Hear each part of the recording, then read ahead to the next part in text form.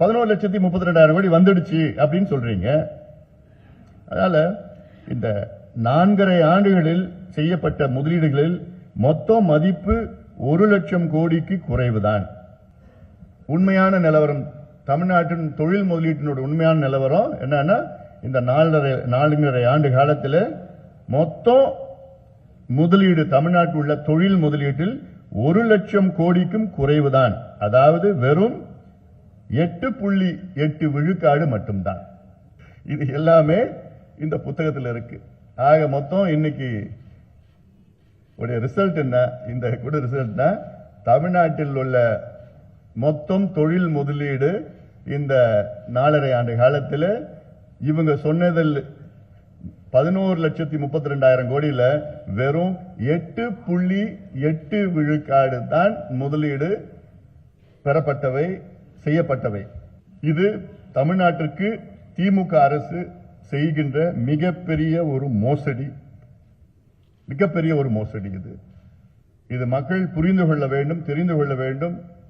அதாவது 505 வாக்குறுதியில் வெறும் 66 தான் நிறைவேற்றிருக்கிறாங்க. அது 13%. இதுல இவங்க சொல்ற 11,32,000 கோடியில கிட்டத்தட்ட 1 லட்சம் கோடிக்கு குறைவா கிட்டத்தட்ட 8.8% தான் முதலீடு 4.5 ஆண்டுகளில் நடைபெற்றிருக்கிறது. மற்றதெல்லாம் வெறும் கையெழுத்து. ஆனால் கையெழுத்து கூட நடந்ததாக முதலமைச்சர் வேற யாரு சொன்னாலும் முதலமைச்சர் எது சொன்னாலும் உண்மையை தான் பேசணும். ஒரு நாட்டின் முதலமைச்சர், ஒரு மாநிலத்தின் முதலமைச்சர் ஒரு செய்தி சொல்றாருன்னா, சட்டமன்றத்துக்கு உள்ளேயோ வெளியிலேயோ ஒரு செய்தி சொல்றாருன்னா, அது 100 விழுக்காடு உண்மையான செய்தி தான் சொல்லணும். இல்ல நீங்க கையெழுத்து தான் போட்டாங்கன்னு சொல்லிட்டு போங்க.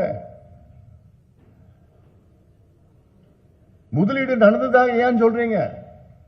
34 லட்சம் பேருக்கு வேலை கிடைச்சிருச்சுன்னு சொல்றீங்க. கிட்டத்தட்ட தமிழ்நாட்டில் 1,30,00,000 படித்த இளைஞர்களுக்கு வேலை இல்லாம சுத்திட்டு இருக்கிறாங்க. வேலை இல்ல. அதனால இனி திமுக இந்த பொய்ய சொல்லக்கூடாது. இது ஊடகங்களும் பார்த்துக்கணும், தமிழ்நாட்டில் உள்ள மற்ற கட்சிகளும் தெளிவுபடுத்தும், மக்களுக்கு இந்த செய்தி போகணும்.